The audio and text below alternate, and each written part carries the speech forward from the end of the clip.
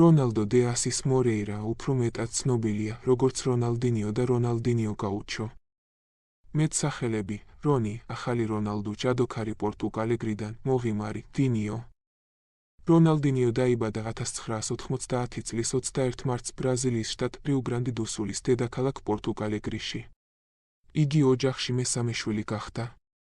მისი დედა, დონა მიგუელინა, გამყიდველად მუშაობდა, პარალელურად ექთნობას სწავლობდა. მისი მამა, ჟუან და სილვა მორეირა.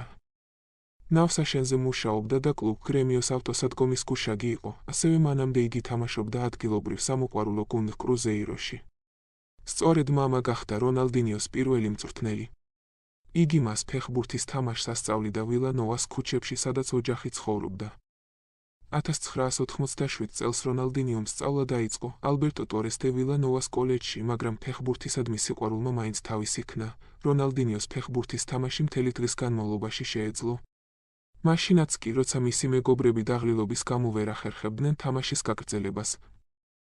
იგი ბურთს თავის ძაღლთან ბომბონთან ერთად თამაშობდა, როგორც ბაღში, ისევე სახლში. ოჯახი ტიპიური ბრაზილიური იყო, რაც იმას ნიშნავს, რომ მდიდარი არ იყო და რონალდინიოს ფეხბურთის თამაშის მოტივები სტანდარტული იყო, გართობა და სიღარიბისგან თავის დაღწევის შანსი. პატარა რონალდომ ფეხბურთის თამაში 5 წლის ასაკში დაიწყო. რონი ფეხბურთის სამყაროში მამამისმა შეიყვანა, რომელიც ახალგაზრდობაში თავად თამაშობდა სამოყვარულო ფეხბურთს და მოგვიანებით ეს გატაცება შვილებსაც გადასცა. მამამისმა ბიჭის ტექნიკის გასავითარებლად სხვადასხვა ბურთით ვარჯიში შეიმუშავა, მაგალითად, სახლიდან ყველა სკამს გამოიტანდა, აწყობდა და შვილს ატარებდა მათ გარშემო. მახსოვს, მამა ჩემი მეგობრებს ეუბნებოდა, ფიქრობთ, რომ ჩემი უფროსი ვაჟი, რობერტო ჩემს შვილებს შორის საუკეთესოა. არა, საუკეთესო ესაა. და ჩემზე მიუთითებდა. ასევე უყვარდა თქმა, რომ ერთ მშვენიერ დღეს მე მსოფლიო ჩემპიონი გავხდებოდი, იხსენებს რონალდინიო. და რა თქმა უნდა, პატარა რონი დიდ დროს ატარებდა თანატოლებთან ერთად ფეხბურთის თამაშში. დილით ის ლანგენდონკის სპორტულ სკოლაში სწავლობდა, შუადღისას კი ქუჩაში ბურთს აგორებდა მეგობრებთან ერთად, რომლებმაც მას მეტსახელი რონალდინიო შეარქვეს, რაც პატარა რონალდოს ნიშნავს. რონის უფროსი ძმა რობერტო ყოველთვის მისაბაძი მაგალითი იყო მისთვის. ის ახალგაზრდობაშივე დიდი პერსპექტივით გამოირჩეოდა და 1987 წელს მან პროფესიონალური კონტრაქტიც კი გააფორმა ადგილობრივ კლუბ გრემიოსთან, რამაც მას პორტო ალეგრეს უფრო პრესტიჟულ უბანში სახლის ყიდვის შესაძლებლობა მიცა, სადაც მთელი ოჯახი გადავიდა საცხოვრებლად. სწორედ ამ სახლში გარდაიცვალა რონალდინიოს მამა გულის შეტევით, როდესაც ის სულ რაღაც 8 წლის იყო. რონის მამა რობერტომ შეცვალა, რომელმაც ტრავმის გამო მალევე დატოვა კარიერა და მოგვიანებით მისი უმცროსი ძმის აგენტი გახდა. თუმცა ამ შოკმაც კი ვერ შეასუსტა ახალგაზრდა ჯადოქრის სიყვარული ფეხბურთის მიმართ და მისმა შეუპოვრობამ შედეგი გამოიღო. 1991 წელს რონალდინიო ბელუ ორიზონტეს ახალგაზრდულ გუნდს შეუერთდა, სადაც ვარჯიშსა და თამაშებს ფუტსალთან და პლაჟის ფეხბურთთან აერთიანებდა. 1995 წელს 15 წლის რონი შეუერთდა გრემიოს ახალგაზრდულ გუნდს, სადაც მომდევნო 3 წელი გაატარა, სანამ პირველ გუნდში გადავიდოდა. 1997 წლის თებერვალში მან კლუბთან პირველი პროფესიონალური კონტრაქტი გააფორმა. 1 წლის შემდეგ რონიმ დებიუტი შეასრულა გრემიოს ძირითად გუნდში. თავდაპირველად კოპა ლიბერტადორესზე, შემდეგ კი რიო-გრანდე-დუ-სულის შტატის ჩემპიონატზე, რომელიც 1999 წელს მოიგო. გრემიოს პირველ გუნდში სულ რაღაც 3 წელიწადში რონალდინიომ 89 მატჩი ჩაატარა და 47 გოლი გაიტანა. ახალგაზრდა თავდამსხმელმა სწრაფად მოიგო გულშემატკივრების გული და ბრაზილიის ნაკრების ვარსკვლავი გახდა. მისი ტექნიკა უკვე შთამბეჭდავი იყო და თავისი სიმარტივით ბრაზილიაში მსგავს უნარებში მოთამაშეებს შორის გამოირჩეოდა.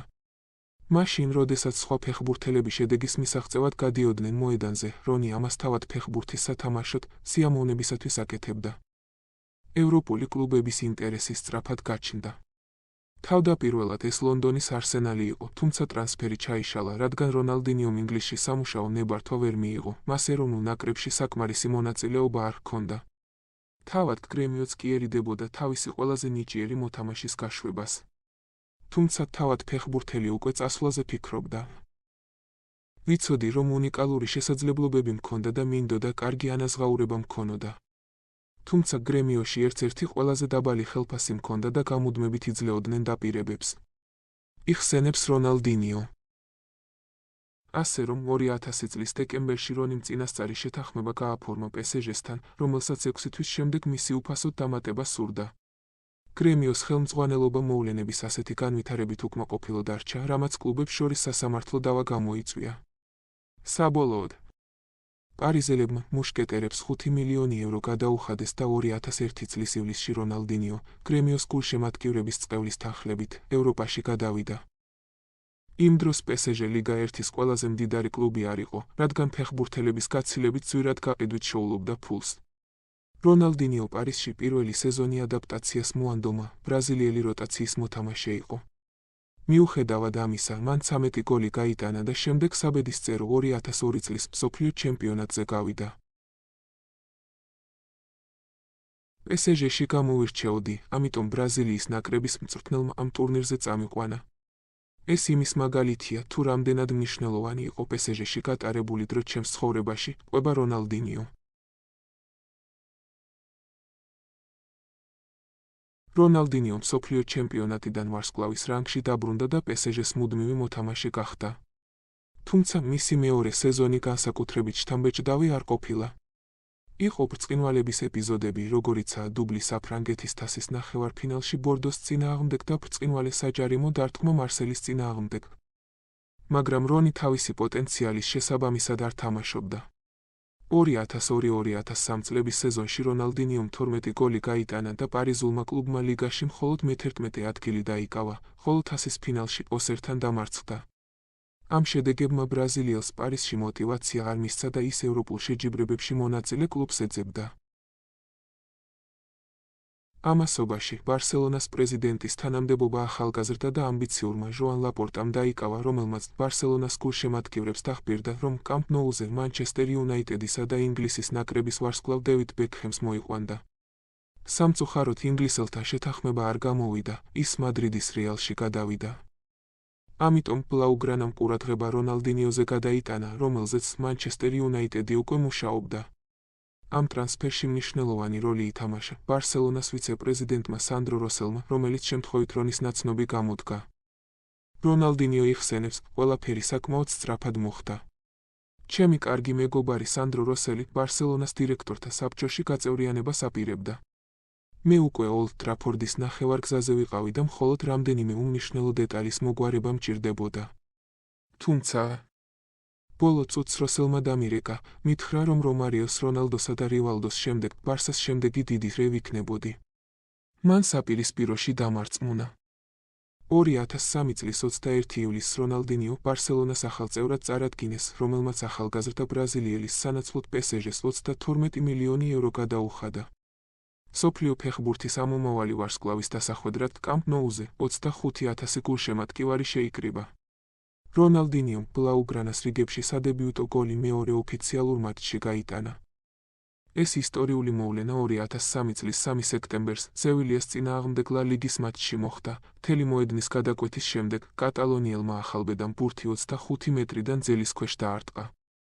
ესპანეთში პირველ სეზონში რონალდინიომ 45 მატჩში 22 გოლი გაიტანა და ბლაუგრანამ ლიგაში მეორე ადგილი დაიკავა. ვარსკვლავებით სავსე რეალ მადრიდის გუნდს გაუსწრო. თუმცა მომდევნო სეზონი ნამდვილი გარღვევა აღმოჩნდა როგორც რონისთვის, ასევე ბარსელონასთვის. 6 წლიანი შესვენების შემდეგ გუნდმა საბოლოოდ მოიგო ლა ლიგის ტიტული. ფეხბურთელმა ასევე პირველად ითამაშა ჩემპიონთა ლიგაზე, რაც ბრაზილიელს ბარსელონაში გადასვლისას ჰქონდა ოცნება. პირველ სეზონში ბლაუგრანამ მერვედფინალში დაასრულა, სადაც ჩელსისთან დამარცხდა. ლონდონში გამართულ საპასუხო მატჩში რონალდინიომ ორჯერ გაიტანა გოლი. მისი ერთ-ერთი გოლი მართლაც ბრწყინვალე იყო, ბრაზილიელი ბარსელონას საჯარიმო მოედნის კიდიდან 1 მეტრში აღმოჩნდა. რამდენიმე ფინტი შეასრულა და შემდეგ ბურთი პეტერ ჩეხის კარის ზედა კუთხეში ჩაუშვა. სულ რაღაც 6 თვის შემდეგ ლეგენდარული ელ კლასიკო გაიმართა, რომელშიც რონი იმდენად ბრწყინვალე იყო, რომ მთელი სანტიაგო ბერნაბეუ ოვაციებით შეხვდნენ მას. მატჩს წინ უძღოდა ისტორია, რომელიც ანდრეს ინიესტამ მოგვიანებით თავის წიგნში მოყვა. კლასიკომდე 2 დღით ადრე რონალდინიომ მას დილის 3 საათზე დაურეკა. ანდრეს, ვიცი რომ დილის 3 საათია, მაგრამ რაღაც უნდა ვაღიარო. ივნისში ბარსას ვტოვებ. ჩემმა ძმამ მადრიდის რეალთან კონტრაქტი გააფორმა. თანხა იმდენად წარმოუდგენელია, რომ უარს ვერ ვეტყვი. ახალგაზრდა ხარ, უნდა გაიგო. მაგრამ გთხოვ, არავის უთხრა ეს გასახდელში ან კლუბში, ნუ მიღალატებ. ყველაზე მეტად შენ გენდობი. ღამე მშვიდობისა. ზარმა ანდრესი ძალიან გააკვირვა და აღაშფოთა, მაგრამ რონიმ მაშინვე გათიშა ტელეფონი და თანაგუნდელს სიტყვის უფლება არ მისცა. ბრაზილიელმა მსგავსი ზარები გაუგზავნა ბარსელონას ყველა თანაგუნდელს, რაც ინიესტამ მეორე დილით ვარჯიშის დროს შექმნილი უხერხული ატმოსფეროდან მიხვდა.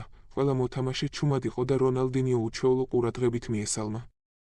იქვე სანტიაგო ბერნაბეუს გასახდელში რონიმ სიტყვით გამოვიდა: ბიჭებო, დღეს ძალიან მნიშვნელოვანი თამაშია. ისინი ძლიერები არიან, მაგრამ ამ დღეებში მივხვდი, რომ ოჯახი ვართ. გუშინ ღამით თითოეულ თქვენგანს დაგირეკეთ და გითხარით, რომ ივნისში მივდივარ, მაგრამ არც ერთმა არ თქვა სიტყვა. შემდეგ მივხვდი, რომ თქვენთვის უკეთესი იყო ჩუმად ტანჯვა ვიდრე ერთმანეთის ღალატი. მე აქ დიდხანს ვიქნები. ახლა კი მოდით, მოედანზე გავიდეთ და მადრიდის მოთამაშეებს ჭკუა ვასწავლოთ. მადრიდის რეალის სასტარტო შემადგენლობაში ზიდანი, რაული, რონალდო, ბეკჰემი, რობერტო კარლოსი და კასილასი იყვნენ. თუმცა იმ საღამოს მადრიდის გულშემატკივრებმა ტაში არა თავიანთ ვარსკვლავებს, არამედ ჯადოქარ რონალდინიოს დაუკრეს, რომელმაც ყველა გააოცა თავისი ილეთებით, ტექნიკითა და გოლის გატანის ოსტატობით. რონიმ ორჯერ გაიტანა გოლი და ბარსელონამ 3-0 მოიგო. ის სეზონი სავარაუდოდ რონალდინიოს კარიერაში საუკეთესო და ბარსელონას ისტორიაში ერთ-ერთი საუკეთესო იყო. ბლაუგრანამ ჩემპიონთა ლიგის ფინალში მიაღწია და ჩამორჩენის შემდეგ არსენალი 2-1 დაამარცხა. ლა ლიგაში ბლაუგრანამ კვლავ პირველი ადგილი დაიკავა. რონი ჩემპიონთა ლიგის საუკეთესო მოთამაშედ, 7 გოლის გატანით და 4 საგოლე გადაცემით და ლა ლიგის საუკეთესო უცხოელ ფეხბურთელად დასახელდა. იმ სეზონში მან ასევე დაამყარა თავისი რეკორდი, 26 გოლი ყველა შეჯიბრში. რონალდინიომ სანახაობრივი გოლები გაიტანა, მთელი სტადიონები მოხიბლა თავისი ფიენტებით და თავისი დამახასიათებელი ღიმილით.